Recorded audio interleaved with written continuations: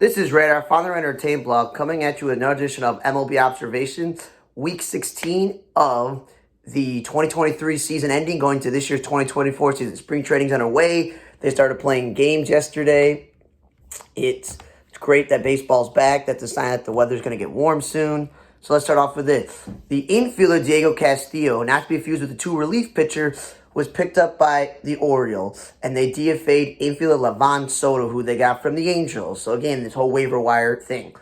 McKinney Moore is gone to the Yankees, again, off waiver wires from the Phillies. Alec Bohm won his arbitration with the Phillies. That's good for him money-wise. Angels have signed Hunter Strickland to a minor league deal, and I'm 99.9% sure that he has pitched for the Angels before, because I think the photo on MLB Trade Rumor is his photo. So I'm thinking to myself, like, you know what? That's a good move for them, because Hunter Strickland used to be a pretty good relief pitcher with the San Francisco Giants, and he's bounced around for inconsistency and injuries that if he pitches well enough for the Angels, who are desperate for pitching, he could be flipped at the deadline. Philly signed David Dahl, the former Rockies All-Star, who we remember where he was never healthy with the Rockies, and he was miscast as center fielder. He's more of a corner outfielder, and he had some sort of injury in the minor leagues with like his internal body organs, like spleen or kidneys or whatever it is, I remember. The Phillies signed him to a minor league deal. They already have Schwarber, Castellanos as corner outfielder guys who should both be DHing. Harper's moved to first base. They got Rojas, and they got themselves Whit Merrifield now and Brandon Marshall. They got enough outfielders. But hey, he could always be a bench bat. That's not bad. Zach Davies signed a minor deal with the Nationals, and I feel like, man, the Nationals outside of Patrick Corbin and Josiah Gray, and I think Mackenzie Gore, like outside of the young pitchers they got and all the trades they made and the money they're paying, Patrick Corbin hasn't been healthy. Zach Davies has been, between Milwaukee and Chicago and Arizona, he's been a very good fourth or fifth starter who just eats innings. He's not the best pitcher, he's not the worst pitcher. That's what most back-end starters are. They're just there for to be in the back. They're not going to be the guy if you make the playoffs. They're going to be pitching in the most important games. They may not even make the roster. And again, they can flip them at the deadline. And I still go back to why the Diamondbacks thought, you know what? You got Merrill Kelly, Zach Allen, and rookie Fox. That's what we're going to need to get through the playoffs and win the World Series. And you need 4 starting pitchers. Levi Stroud, the last week I was talking about, I thought he could be signed Levi, he can be Levi Stroud, but it strikes the way he pronounced it, whatever. He got to the Mariners on waivers, and they DFA'd Kenan Smith and Jigba, who everyone made a big deal that, wow, the former Pirates outfielder is going to be playing for Seattle, and his brother is on the Seahawks. Nope, he got designated for assignment. Tanner Scott wins arbitration versus the Marlins. It's good for him. John Schriebner, one of the only good Red Sox relief pitchers not named Kenley Jansen, has been traded to the Royals for this David Sandlin. I don't know how the Red Sox, continuing with Alex Verdugo and him and just other guys, is trading away players they can actually use. Chase Anderson signed my deal with the Pirates. Again, Pirates are not going anywhere. Them getting like Martin Perez and Marco Gonzalez and all these other veteran pitchers like Chase Anderson is to eat innings and to trade them at the deadline for prospects. Tigers have gotten Blake Dickerson for bonus pool money, and, San Diego gets money by giving someone up. The Phillies signed Ricardo Pinto. Again, Phillies bullpen has been great. He could pitch innings out of the bullpen. Phillies also signed Austin Price, or Bryce, whatever his name is. So again, both those guys can pitch innings out of the bullpen. It's helpful. Matt Crook has been picked up by the Orioles, and Diego Castillo himself, who was picked up by the Orioles, has been designated for assignment and then officially sent outright. And he can become a free agent, or he can just accept the assignment. I don't know if he's going to accept the assignment and go back to Baltimore. But again, at this point, no one's going to keep claiming off waivers. So either going to go to Baltimore or become a free agent and sign with someone else. Angels have gotten back Livan Soto, the young infielder who can compete for a backup spot. Phillies have DFA'd Red Sox pitcher Caleb Ort, who they also have picked up off waivers recently. And Pittsburgh is now reunited with Kenan Smith and Jigba. Again, don't understand it. Going full circle, both guys going back to their teams. Caleb Ort has been picked up by the Orioles, who are busy on the waiver wire, and DFA the outfielder they just got, Peyton Burdick. Francisco Perez has re-signed a minor deal with the A's. Austin Davis and Zach Reeks are going to San Diego, and the Padres need pitching, so they'll definitely see them pitching this year. Yu Chang is back in Tampa Bay. I don't know if I think he was. And again, I think I was saying how he should be playing first base because he's a middle infielder, but again, with a rookie shortstop coming up, like a prospect coming up, they made the announcement that Caballero is going to be the shortstop, and they got Ahmed Rosario, I think. And I'm not trying to, spoil it, but that's something I'm bringing up. That, like, again, just bring another infielder into the fold because you're not 100% sure what you're going to get out of the shortstop position. You don't know if Paredes is going to repeat his breakout season from last year, and Brandon Loud never stays healthy. So it's not bad to have a guy like Yu Chang on the roster, who's a very useful utility player. Matt Caracidi guy has gone back on the Rockies on a minor league deal. Again, just organizational depth. Tigers have picked up T.J. Hopkins off waiver and designated Colton Ingram for assignment. Edgar Navarro, the White Sox, announced he's having Tommy John surgery. So the White Sox lose another pitcher to Tommy John surgery. They've had a lot in recent years. Doesn't help them out pitching-wise. Brewers at DFA, Jahmai Jones, the former Orioles infielder outfielder. I guess they don't need him. Johan Daza, the former Rockies everyday center fielder, is now playing in Mexico. The Phillies have signed Whit Merrifield to an $8 million deal. As I mentioned earlier when I mentioned Whit Merrifield's name. Okay, Alec Bohm was at third base. Harper's made the decision to play first base every day. You have Bryson Stott at second base, who's been good since he came up, and you're paying Trey Turner all this money at shortstop. So your infield is kind of jammed. You're paying Kyle Schwarber and Nicky Castellanos all this money. One's going to DH because Harper's not DHing. So you kind of have to fit two holes in your outfield. So they have Rojas, who's a youngster, and they have Brandon Marsh, who's a glove first center fielder who they got previously from the Angels. If that's how they're going to line up, Rojas and Brandon Marsh in the outfield with Castellanos and Schwarber and Harper are going to be the first base and DH respectively, whatever. Where's Whit Merrifield going to play? Unless you're going to have Whit Merrifield, who's not an outfielder, play the outfield out of position in left field and have Rojas or Marsh become his defensive replacement late in the game in left field just because you want to get his at bat. I've been over this before with Adam Frazier. I still think that Detroit, I know they got a rookie. The White Sox, they're probably going, Nicky Lopez. And Minnesota's going with their sophomore player, Julian. Those are not great options, in my opinion. The Yankees are going to be going with Gleyber Torres, who's becoming a free agent. The Red Sox, I don't know if they're 100% who their second baseman is. We mentioned Loud never stays healthy. And Baltimore's going to go with Westberg or Urias at third base because Jackson Holiday's going to come up and play shortstop. So Gunner's a third baseman. So I'm just looking through the list of teams here, and I'm just like, okay, Seattle just got Polanco, okay, but they didn't have a second baseman. And there's just like thinking to yourself, like, Angels have Brandon Drury, but he's more of a utility player. And you're looking at the Pirates, they're not 100% where they are. The Cardinals have multiple guys, so they're set. But like the Brewers, they got the Ortiz. They got the Ortiz infielder because they're not sure at second base. And Ozzie Albies never stays healthy in Atlanta. And the Nationals aren't 100% sure who their second baseman is. And the Dodgers are going full-time with Mookie Betts. And San Diego is obviously going with Bogarts at Miss Cass second base. The Giants are going with, Tyro Estrada, utility guy at second base. Colorado, I'm not sure who they're going with. And you're looking at it like, okay, I've mentioned a lot of examples. He could help out teams who are not set at second base or third base, but I just don't get it. I know he wants to win a World Series, but come on. Keston here has gone to Detroit on a minor deal, and we just mentioned, Tigers are going to open up the season with a rookie at second base. Keston Hiura has played third base, and they've had him play the outfield and first base because he's a bat-first player. I don't know if he's going to make the team, but that's a good spot because there's a chance for him to play. A's could potentially play in Sacramento for the next season through the 2027 season if it doesn't work out playing in San Jose or Salt Lake City or Vegas yet. And again, that's in California. It's not as cold as San Jose, but that's still cool. Blue Jays, speaking of teams that have bounced around because they did during the pandemic season, Vogelbach has signed a deal with them. They have Vlad Guerrero at first base, okay? And they just signed Justin Turner and IKF and brought back Kiermaier and Dalton Varsho and Springer, and they have like 3 second basemen. I don't see him getting a lot of at-bats unless there's an injury. G-Man Choi, again, signing with the Mets, and so is Luke Voigt. Again, Luke Voigt led the league in home runs when he was with the Yankees in a shortened season, and he was a very good offensive player with the Cardinals, and he's bounced around. Him and G-Man Choi are opposite players. One's good defensively, and one's a really good power hitter. The Mets have Pete Alonso, but if they're out of the race, they could trade him, and if one of those guys are still hanging around, they could use it. And no offense to DJ Stewart, I feel like Luke Voigt, who may have played for the Mets before, I'm 100%, G-Man Choi could actually help out. Randall Gritch has gone to Arizona, which I don't get with the McCarthy, Alec Thomas center field job. And you got Corbin Carroll in right field, and you got Gurriel in left field, and you signed Jock Peterson, and you also have Pavin Smith. There's a gluttony of outfit. That's why they just traded the Fletcher guy to the White Sox.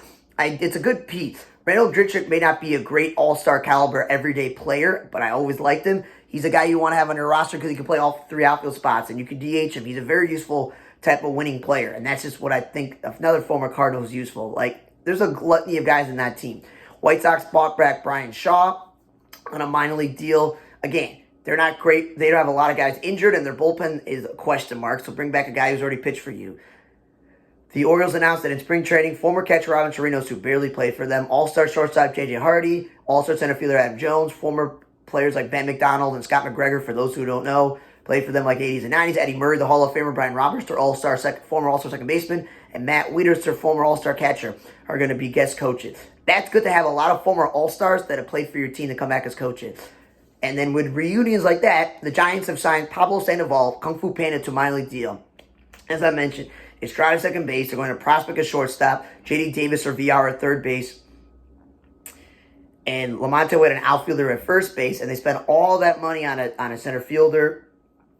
So I'm looking at this like, you know what? I don't know if there's ever going to be playing time for him, but it's a nice story for him to come back to camp after playing in Central America overseas. Like, again, good move. He's not going to ever be the same player he was, but it's a nice reunion.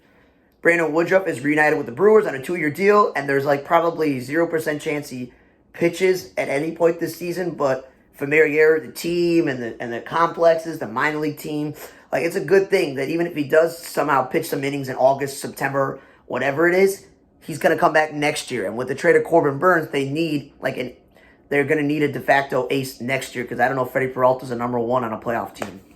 Also signing a 2-year deal, where it's not sure if he's going to pitch in July, August, or September, is Liam Hendriks, the former White Sox closer. He signed a 2-year deal with the Red Sox. The Red Sox are not a playoff team, but he feels like if he comes back in the second half and he plays well enough, goes into year 2 with the Red Sox with familiarity with them, and the Red Sox are still not a playoff team next year, he will be traded to a playoff team.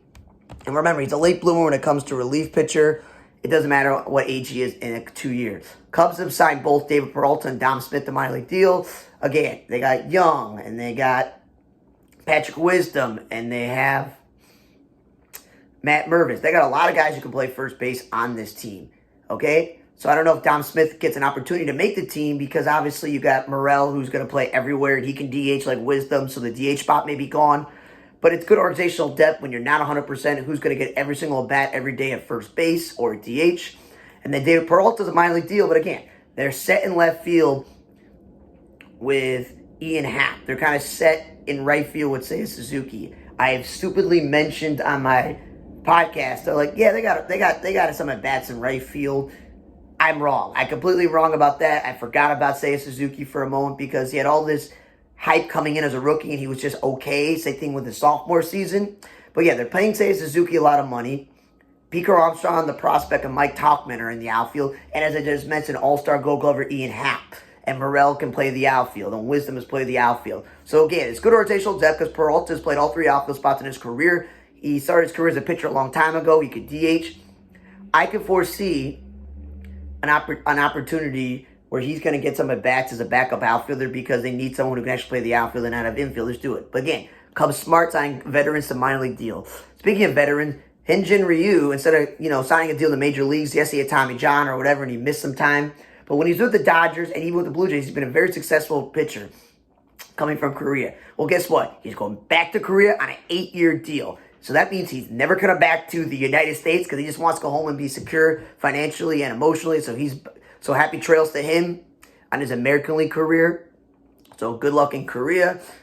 Brandon Nimmo's announced he's going to be playing left field for the Mets. And I kind of saw that with the Harrison Bader, the Gold Glove center fielder who probably could have won it 2 or 3 or 4 times with the Cardinal, who's bounced between the other New York team and Cincinnati and all this other stuff. That I knew when you get him lining up in center field, that Nimmo, who's been injury prone and is in the world's greatest center fielder, because they had a weird idea they're going to play Marte in center field and Nimmo in right field with Cannon left last year. Like, that's stupid. So at least now, if he's in left field, natural born center fielder, and Marte's in right field, natural born center fielder, and you got Bader in center field, the Mets should have a really good defensive outfield and no longer have Jeff McNeil or infielders playing the outfield. So I saw that coming. The Red Sox announced they're going to be wearing a number 49 patch all season for Tim Wakefield. That's a good move. Legendary pitcher for them. Expos are getting a documentary on Netflix about all the things that happened with them moving and the phenomenon of how they're still considered today. Joely Rodriguez re-signed a minor deal with the Red Sox. Unfortunately for the Mets, their number 1 pitcher, Cody Senga, has a capsule strain in his right shoulder, and he's going to start the year on the injured list. So, not good news for the Mets. there's some starting pitchers out there. And I thought one of them could have been Ryu. Maybe Trevor Bauer. I don't know. Ahmed Rosario signed a $1.5 million deal to go to Tampa Bay. That's not a lot of money for a really good offensive middle infielder who plays a premium position like shortstop. He's not the greatest defensive player because we tried him in center field. That didn't work out in Cleveland, and he's played second base before. As we mentioned, Brandon Lau isn't always healthy. They made the whole announcement that Caballero is going to be everyday shortstop, but they got an impending prospect.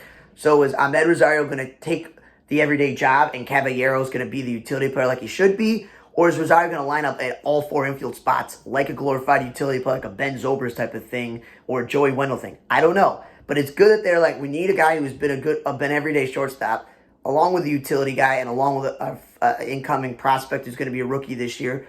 Because, again, Paredes and Lau, you don't know. So that's a good move for them. Mitch Keller's on a 5-year, $77 million extension because he is their best pitcher. So that makes sense. Gio Urshela got a $1.5 million deal also with the Tigers. And we mentioned, they're not sure if the rookie second baseman thing is going to work out. Urshela is probably the best guy to play third base because we know Vierling's more of an outfielder. And they got Zach McKinstry, Dodger Cub utility guy. Like, again, utility guys and rookies, I'm not really set on that. And Javi Baez has been really bad in the last few years on his contract. So that makes a lot of sense that Urshela can start at third base. He could play second base. He could play shortstop. He could even play first base. It's just a good move for them to get a veteran. Speaking of veterans, Miami, who was going to open the season with utility man Jonathan Berti, have signed Tim Anderson to a $5 million deal. They spent $4.5 million more than the Tigers did on a good infielder, and same thing with Tampa. Now, obviously, Tim Anderson's an actual multiple-time All-Star batting champ. He's got more accolades than Gio Urshela does or Ahmed Rosario. But again, coming off one of his worst seasons offensively, defensively, starting from the World Baseball Classic on down, Miami's going to just roll the dice that he has a rebound season. If not, it's a one-year deal. I hope he has a rebound season because he's a very good player, and I just hope good things for him. It just takes them off the list like Tampa Bay is a team that's going to need an infield help at the trade deadline if they're in the playoffs. Tigers DFA TJ Hopkins, Shane Doran, another White Sox player, had Tommy John surgery. They just got him the Rule 5 draft, so they can't win there. Austin Nola, important news. He's gone to Kansas City a minor league deal because when he signed first with Milwaukee, he was like, Contreras is set as starting catcher. They got Eric Haas. He's a former third-string catcher, like in hand, he's bounced around. So he's like, I could definitely beat out Eric Haas. But when they gave Gary Sanchez a minor league deal, he's like, Gary Sanchez is a bigger name. He may beat Eric Haas out, or they may carry 3 catcher, and I'm out. So they let him leave, so he's going to Kansas City. And he's probably a good chance to be the backup to Salvador Perez because he's been a starting catcher. I think that's a very good decision by them and him. Vladimir Gutierrez is gone to minor deal with the Marlins. They could see him in a trade deadline situation if they're out of contention. Justin Bour is going to be working for the Brewers in player development, so congratulations to him on that. Tony Kemp signed a deal with the Reds. But just like Candelario and all the other infielders the Reds have, where is Tony Kemp going to get at bat? The outfield? He's not an outfielder. Like, where do you expect the Steers going to get at bats in the outfield? Stupid. Mariners have signed Trevor Kelly, the pitcher, and again, eats innings as a starter reliever. Good move. And they signed Brian Anderson. Yes, they got Polanco to play second base, and they're going to go with some combination of like Roja and some other guys on their team at third base after trading Suarez. But Brian Anderson has a really good shot of getting a lot of at-bats at third base because that's his position. Not needed in the outfield, and not needed at first base or DH. That's a good move. Low-cost deal with a high reward for him to be making the team. And quickly, the spring trade, the batting practice hats, they released them. That the DC Nationals, red with white lettering and black, cool. Padres, pinstripe, the brown and the yellow with the SD, Angels, all blue with the red Angels hat and the red bill, great. The White Sox with the sock in the baseball diamond, no matter if it's black or red, white, and blue, is great. The Mets, cursive New York with the gray and the thing, not so great. Or their other one with the white pinstripes and the red, right, the blue stripes with the thing, no. Blue Jays go with the logo with the 2 blue tone, fine. Pirates go and start the strike with Pete. They've done that before. I like that. The Royals have too much going on in their little logo of the crown with KC and the R, but the color scheme, red, blue and white with the other blue is good. The Cubs going all blue with the angry Cub, great. Astros, the yellow and orange scale with the blue and the H star logo, nope. Twins with the black stripes and the M with the red dot, nope. Phillies going blue and red with the Philly Fanatic, yes. Rangers are okay going red, white, and blue with the T, but it's just A's going all green and yellow with the baseball bats and the elephant's trunk. Perfect. Tampa Bay, at least the Stingray, going all blue with the TBs. Fine. The Brewers are going like 2 shades of blue with pinstripes and the old barrel. That's cool. Tigers, stupid D with the stripes and the pinstripes and the 3-color tone hat. No. Red Sox going all red and dark blue. They've done that before. Good. Cardinals going dark blue and red is interesting with HDL, but it's boring. Yankees at least got the Yankee Doodle cap, but it's like an inverse white with the gray and blue, navy blue. It's okay. And they got a pinstripe, NY, blue and white. And Seattle, blue, white, and a green hat with the S is and. The Marlins pinstripe with the fish with black and white. The Rockies going purple and black with the mountain baseball. That's their thing. Perfect. Orioles going a black, red, orange, and white with the bird. They've done that. The Dodgers going with 2 hats with the logo with the baseball on the side instead of being the front. That's what they should do. But at least they got the cursive D, which they don't do, with 1 all blue hat and then a gray and blue hat. Not bad. And the Giants going all black with the baseball. The Giants at least are going to have an alternate logo. Cleveland's 3 hat, red, blue, and white with the stripes, and the Guardian, The Braves going blue and white with the cursive A, The Reds going red and white with the white red with the Reds name and red stripe, And then the Diamondbacks going like a blackish navy blue with a turquoise snake holding a baseball and a bill. It's okay. And lastly, happy trails to Eric Hosmer. Eric Hosmer has retired at the age of 34. You're like, that's pretty early for an all-star caliber first baseman. Yes. But he's never been known for offense. But in a league where no one's batting 300, 276, not a bad lifetime average. As I said, not the most offensive player, not the most home runs. So he finished with under 200 home runs and 893 RBIs. Again, not the greatest offensive player. But he'll be remembered as the core player on the Royals that had Sal Perez, Alex Gordon, and Mike Moustakas in terms of key position players on these teams, where he was an all-star in 2016. He won 4 Gold Gloves. He almost won them consecutively, but he won, but it's only 13, 14, 15, and 17. But he won a Silver Slugger as well, and he won the World Series in 2015. So you will ever be remembered on the second ever World Series team for the Kansas City Royals, probably after Mike Sweeney, the greatest first baseman in their history. And on your mantle, you're going to put your 4 Gold Glove awards, your Silver Slugger. You're going to put your World Series ring, and maybe you have a championship replica trophy, your All-Star jersey, and anything from that weekend, and then a gold medal when they won the World Baseball Classic in 2017. So it's not the career that he thought he would have. I thought he would probably be playing until his early 40s because at one point he was a two-way player. But that Silver Slugger that he won in 2017 after being a Gold Glover and an all. So the fact that he won a Gold Glove and Silver Slugger in 2017 when he became a free agent, he went to San Diego. And guess what? His offensive numbers dramatically dropped. Health was an issue, and he wasn't the same player, so they dumped him on the Red Sox in the end of 2022. Played a little bit with the Cubs. Didn't really work out. But he'll be forever remembered as a World Series champion, a gold medalist, and one of the greatest Royal players of all time. Happy trails, Eric Hosmer, on his career. Thanks for listening to Week 16 of the 2023 NU season, going into this year's 2024 off season of MLB Hotstove. For On the Raider Tape Blog, I'm Raider. See you guys next time.